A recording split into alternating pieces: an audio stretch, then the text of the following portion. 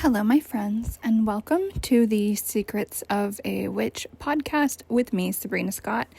Thank you so much for being here. Thank you so much for listening to my cute little show. And thank you for being a part of my world. You know, I appreciate it. I know there's many different things you guys could be listening or watching or whatever.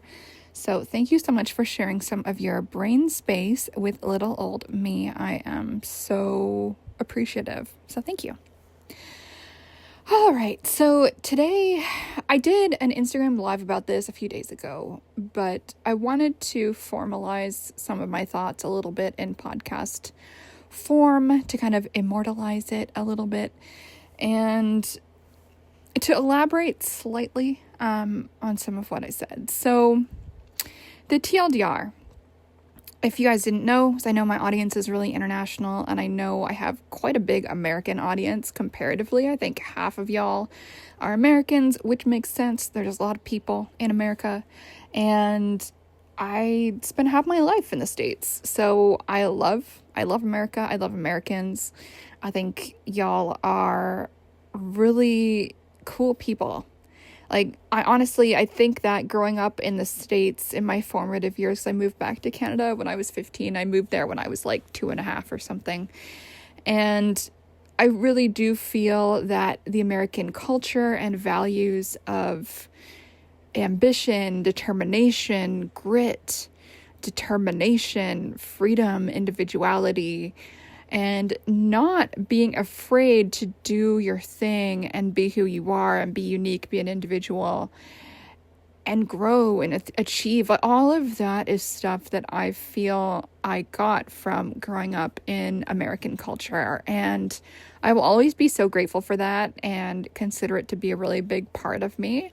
I consider myself an honorary American. So maybe you guys disagree. I don't know. But anyway, that's how I sleep at night. But anyway, the Canadian federal leader election is on Monday. As I'm recording this today, it is Thursday. It's going to go live probably sometime on the weekend. And I've gotten a little bit frustrated, I admit, with some folks who, on my recent post about going to vote in the Canadian federal election, for whatever fucking reason, I honestly don't know why people do this, but people started to post about Trump and people started to post about America.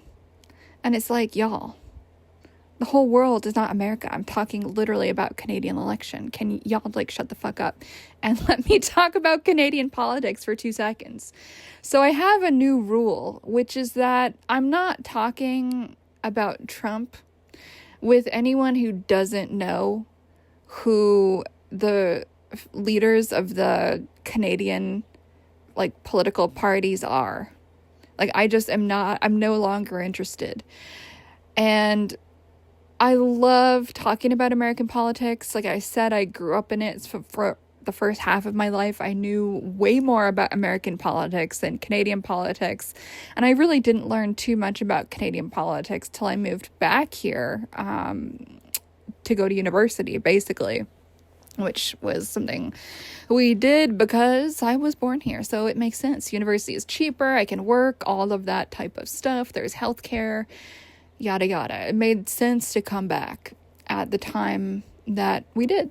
But anyway, it does annoy me a little bit that anytime I try to talk about Canadian politics with anybody, online, in person, it devolves into a conversation about Trump. And so I do feel that there is this internet rule, I don't know if you guys have heard of it, where the second that someone brings up Hitler in a debate, they've immediately lost the debate. And I feel that the same rule should apply when people bring up Trump in a debate or discussion about politics. And my post was more or less a positive, inspirational post about how precious democracy is.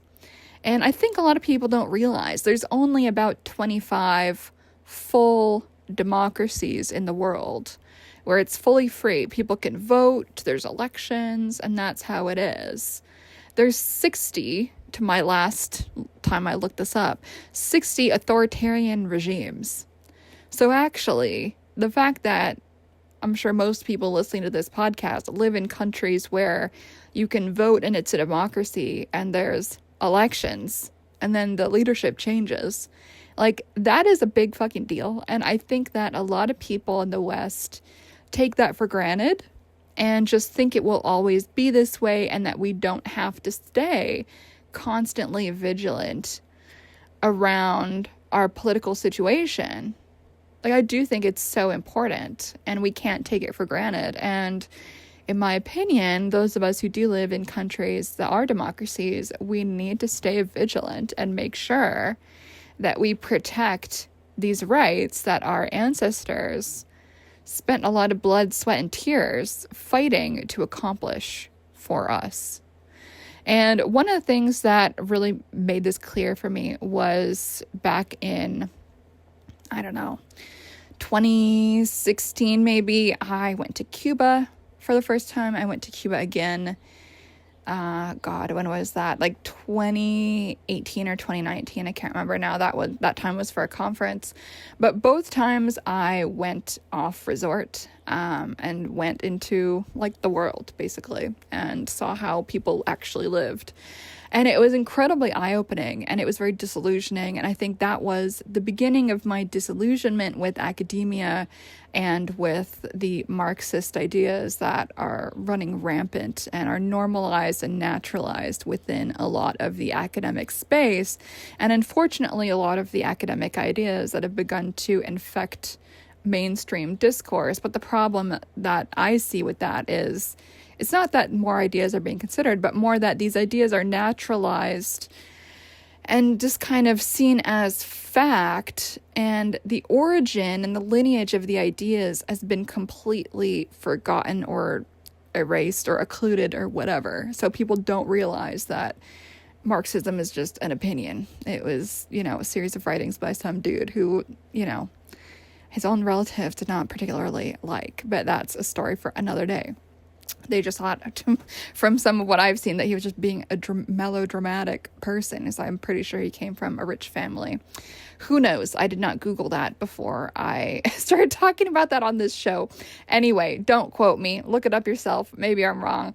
But anyway, my point is that the life that we have in these democratic countries is very precious. And I'm really sick of a few things. I'm sick of Americans who are basically pretending that they live in Afghanistan or Iran. Like, that is clearly not the case for y'all. And it's true, I don't live in the States. I do have a lot of friends, family, clients in the States, so I do hear a bit about what's going on. No one that I personally, actually maybe one or two people are a little bit worried, but most people are not that bothered. That being, I'm sure I'll get some pushback from that, and that's fine. But that being said, it's possible to have conversations and critiques about some of what's going on in the States. I think from a variety of different perspectives, it's possible to just look at what's going on and turn it over a few different times and examine it. Maybe some of it is positive, maybe some of it is negative. Maybe that's going to change depending on who you ask. But regardless, whether or not you like or dislike the current changes that are happening in states, the fact of the matter is he was democratically elected. And that's just how it is. And the American system, of course, does have those checks and balances, the different branches of government, yada, yada. And it bugs me when people seem to think that what is going on in the States is the same as, again, Afghanistan or Iran or many of these other countries where the rights and freedoms of people just really does not look like how it does in North America. And I don't think there's any way to get around that. And another pet peeve of mine, if I can say, is the Americanification of Canadian politics. What I mean by that is this. So Canadian politics is actually pretty chill. It's like pretty boring for most people. Politics in the States is very much a spectator sport. It's ball to the wall. The budgets are crazy. It goes on for a really fucking long time. And elections, by contrast, in Canada, even this even when they're not a snap election, the election season here is a lot shorter. The ads and everything is a lot less dramatic. The political climate is a lot less dramatic and extreme and polarized than it is in the States, but there is still some of that. But what bugs me is when Canadians and Americans alike seem to think that, first of all, the world revolves around America. It doesn't. And second of all, when people seem to transpose or superimpose the American political system onto the Canadian system. And we have multiple parties. Our parties are very different than the ones in the States. A lot of people seem to think that the Canadian Conservatives are the same as the Trump Republicans. That is completely not true, even in the slightest. And it does bug me that a lot of people seem to be really comfortable doing these kind of thought-terminating cliches. And the Americans bitching at me on my post about voting in the Canadian election and being very happy and blessed that something I was able to do and encouraging other people to do the same. Very interesting to me that none of the Americans bitching in my direction likely can name any of the Canadian federal leaders and have not watched the Canadian debate. And so I don't honestly know why some Americans need to pop off on my post about the Canadian election and make everything about themselves. Like, I love y'all, but can we, even smart people, need to take a fucking step back and understand that, like, there's other shit going on in other parts of the world, including y'all's neighbors to the north. And again, I love you guys. I really do. Like, I love America. I love Americans. I love Americans more than I love Canadians sometimes, to be honest. Like, a lot of y'all are a lot more direct. There's a passive aggression up here in Canada that I still have not gotten used to and likely never will. That being said, I do see this, everyone needs to talk about Trump all the time syndrome is infecting even intelligent people. And that does concern me and it does bug me. And so I will not anymore talk about Trump with people who have not at least seen the Canadian leadership debates. That is my new rule. And I'm sick of the American dominance around political conversations. Like, people just need to understand that there's other countries in the world. And so if any of my American friends are listening to this, first of all, I love you. Second of all, watch the Canadian leadership debate, at least the English one. Guess what? We have one in English and in French. I'm sure a lot of Americans don't realize that that's the case up here. All of the federal stuff happens in 2 languages. Okay. And there were 4 different gentlemen from 4 different parties on both of those stages. And I think Americans could learn a lot from taking 2 hours out of y'all's life to just watch how politics happens in Canada and the types of things that our party leaders are discussing, who they even are, what they have to say. And yeah, Trump was part of the conversation, but it wasn't the entire conversation. And a lot of Canadians spend a lot of time consuming content about American politics, and it would be really lovely if, y'all could do the same and have that same curiosity. And it's like, yeah, the Canadian purchasing power is not quite the same as the American one. But again, we should not naturalize that as that is always going to be the case, because it won't necessarily always be the case. Canada is, I think it's the 2nd largest landmass country in the world after Russia. Don't quote me. But we have a lot of undeveloped land and a lot of natural resources that who knows what that's going to look like in 20, 30 years if that land gets developed and industry sprouts up. I do think that, things can change more quickly than people like to think. And I think a lot of time folks like to think that things will always be exactly as they are. And that makes some people depressed and it makes some people hopeful.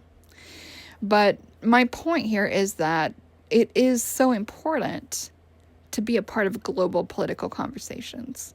And I've talked about this a little bit before, but I actively am consuming political news media from the entire world to the best of my ability. Obviously, it's limited to English language because that is the language that I speak, but I'm paying attention to the left, right, and center conversations happening in the UK, in Canada, in the United States, and to a lesser degree, but still something I pay attention to, what is going on in Australia.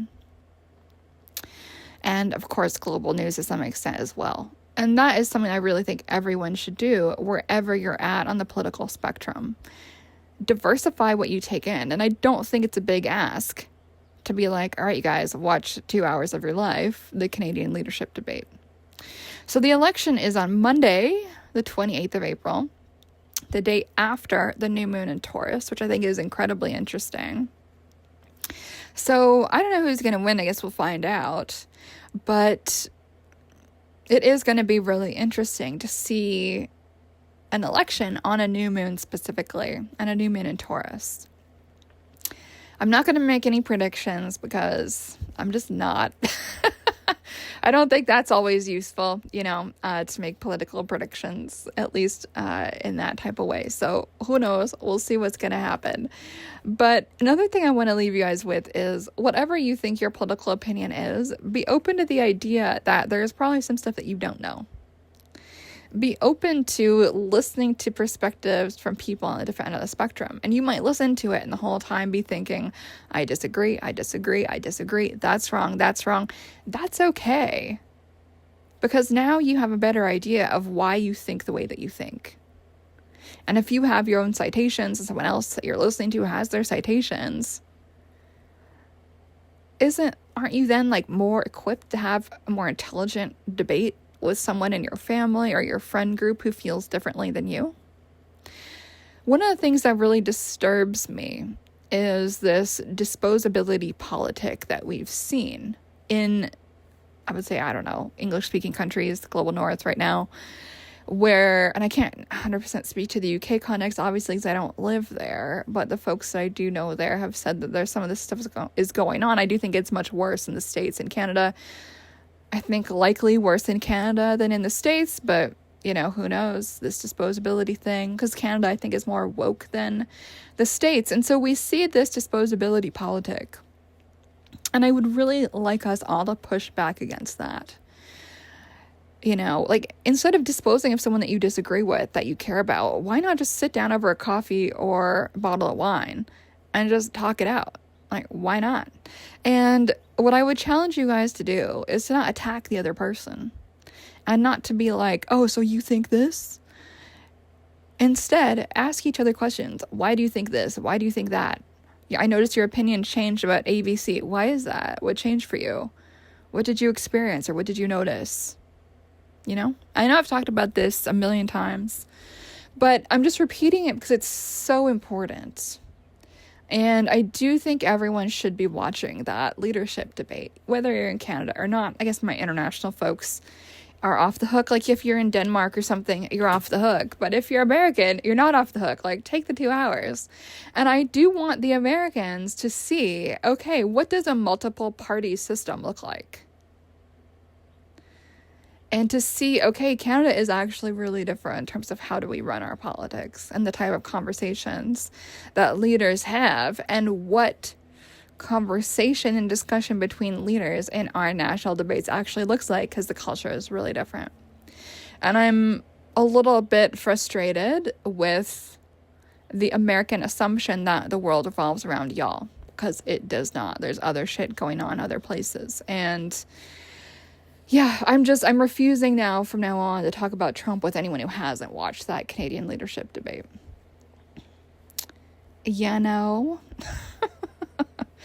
It's important. It's important. And if you are someone who wants to bring up Trump every time anyone talks about anything political, please check yourself before you wreck yourself, because I don't think that is as intelligent as a move as some of y'all might think that it is.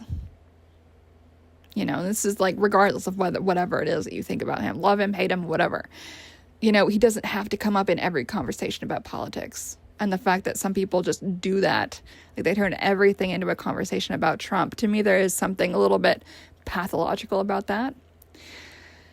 So let's just all take a breath, expand our horizon, and listen to something a little bit different. And To all my Canadians, go vote. Look up where your polling location is. Look up the kind of ID that you need. And I really want to bring back sincerity and people caring about things. Like, I've heard from so many people, oh, I'm not voting. Like, voting is lame. It doesn't make a difference anyway. Blah, blah, blah. All the politics is corrupt. All of this kind of complaint. And on one hand, it's like, okay, whatever. And on the other hand, apathy, giving up, nihilism are so boring and lame. And I just want to make this way of thinking and moving in the world incredibly unsexy and incredibly uncool. Because to me, it is unsexy and uncool. You know what's cool? Giving a shit and being curious, asking questions, doing your research, and having an opinion. And potentially being open to changing that opinion. That is what is cool and sexy. Being a stick in the mud and not caring and just being incredibly pessimistic and a negative Nancy is not cool. So I'm going to leave y'all with that. Please go vote if you're in Canada. If you're in the States, why not listen to our leadership debate and just see how things roll up here? It's a little bit different than for y'all. When I moved back up here, it was a massive culture shock for me that we did elections really differently. And it's just overall a way more chill endeavor than in the States. So check it out. Think thoughts. Go vote. If you're in Canada, please go vote. It will take you 5 minutes, I promise. It's not that hard of a process. If you've never voted before, why not make this election your first election that you're voting in? None of us should take for granted the rights that we have. They're incredibly precious, and our forefathers and foremothers and etc. have fought so hard to get us to where we are in terms of the rights that we have. And I think voting is a important, sacred, and holy responsibility for all of us to give a shit and educate ourselves. And doing a little research and taking that important civic responsibility to heart.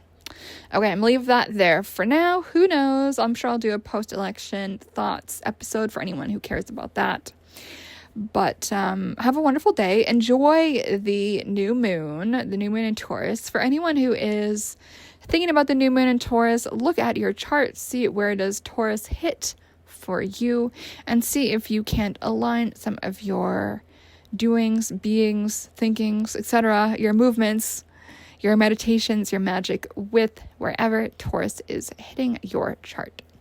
All right, y'all, that is it for now. If you do want to book a tarot reading with me, you can do so at sabrinamscott.com/readings.